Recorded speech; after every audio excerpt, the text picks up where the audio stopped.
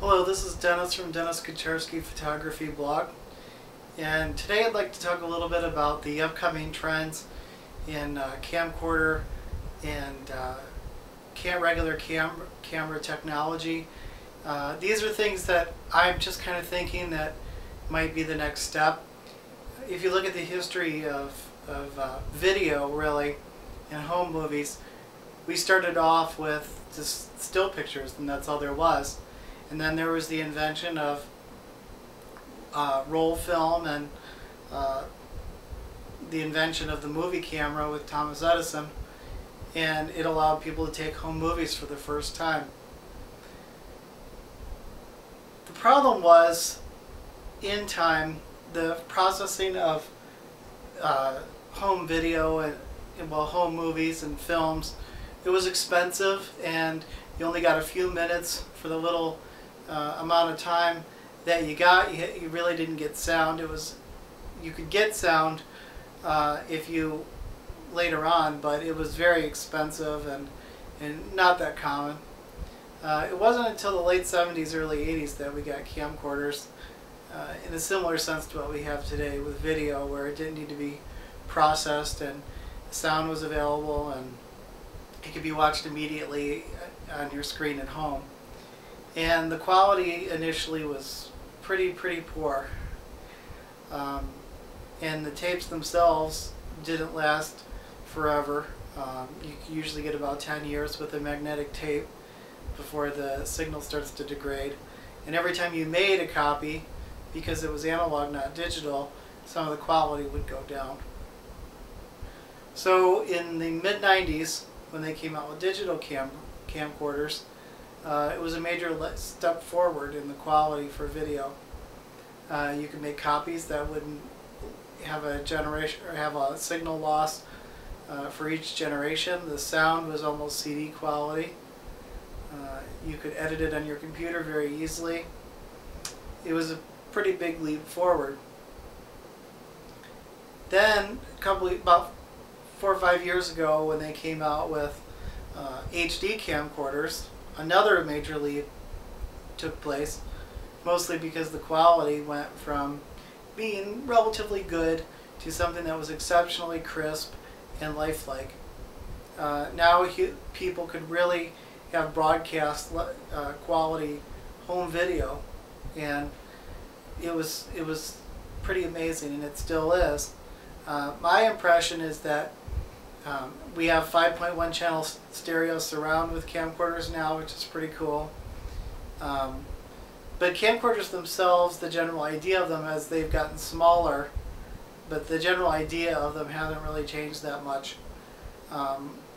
They usually have fixed lenses instead of interchangeable lenses like a camera, and they typically have everything built all into one unit. Tapes aren't as widely used as they used to be. It's mostly flash memory and hard drives now.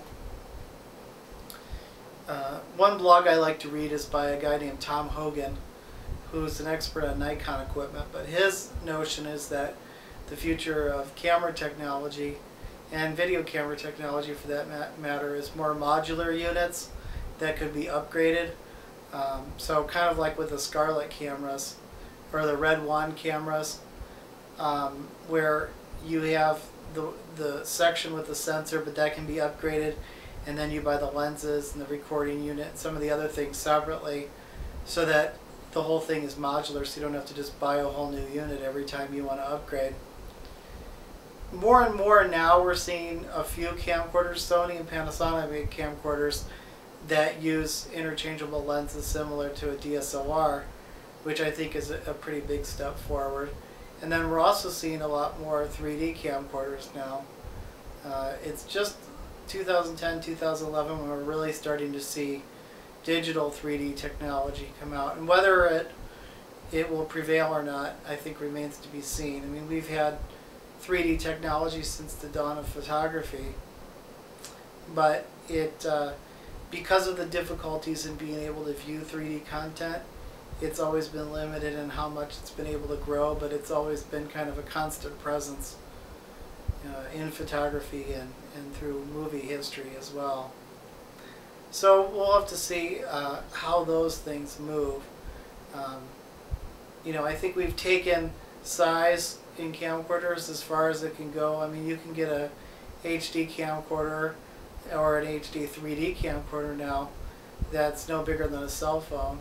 And while that's a good thing because it's portable, it is also easy to have, you know, for your hands to shake, so it's harder to keep it stable.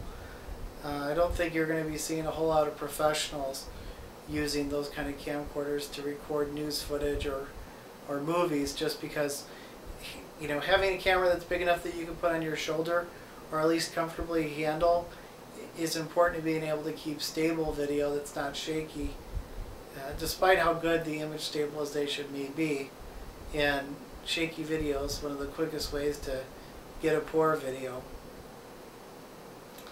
I think there's going to be a lot of technologies that we're not even conceiving of now that are going to be completely amazing. I mean, whether it be holographs or 3D video that is more immersive than what we have now. I think the same goes for cameras. We have a form for camcorders now, or for cameras now, that we're used to, like the 35mm form. But as Tom Hogan says in his blog, it doesn't necessarily have to be that way. With electronic viewfinders and not needing the Pentaprism, we could actually make a camcorder or a camera look anything like what we want it to look like. But people are used to using that, so it kind of has remained the way it has, in a way kind of like the keyboard has. I mean, the keyboard in its present form has more or less remained the same, and the standard user interface has stayed the same throughout the history of computers over the last 30-some years. So, well, that remains to be seen what will happen with that. But my biggest bet is that with camcorder technology, we're going to continue to see more of the camcorder staying small, movement away from tape-based technology, more flash memory, more ability to shoot in low light. That seems to be a big trend. And the same is with cameras. The focus has been on low light and doing well on that. One thing I think that's kind of unfortunate is this obsession with megapixels. You know, if you want to make a huge print, like a wall-sized print, a lot of megapixels will do you well. But if you want to just take a picture of something regular and make it an 8x10, 6 megapixels is fine. If you want to have a lot of ability to crop, it's nice to have more megapixels. But the drawback to all that is it hurts your ability to shoot in low light and not have a lot of noise. And I think more often than not, the ability to shoot in low light is more important than the ability to blow up a picture. Most people shoot in pretty low light conditions if they're shooting in their living rooms or kitchens, and they're choosing not to use flash. Especially in a point and shoot, the sensors are usually pretty tiny, and so the little photo buckets that pick up the light of the photons, if you have too many of them on there, it's going to make more noise. Bigger they are, and the less that you have, the more sensitive it'll be to light, and so you can shoot better in low light, and that's a good thing. So I'm hoping to see a movement away from the megapixel trend, but I don't think that's going to happen because your average person thinks that more megapixels means more quality, and marketing sometimes prevails over common sense. But I am relieved to see that Canon and some of their newer camcorders have started to work toward having better low light capabilities, and they've actually put in the HD CMOS Pro sensor, which has lower resolution. It's just 1920 by 1080, and their low light capabilities are supposedly pretty amazing. So we'll have to see how it goes. The other trend that I think is encouraging is that Panasonic has been doing their 3MOS, which is like 3 CMOS sensors, red, green, and blue, kind of like higher end cameras.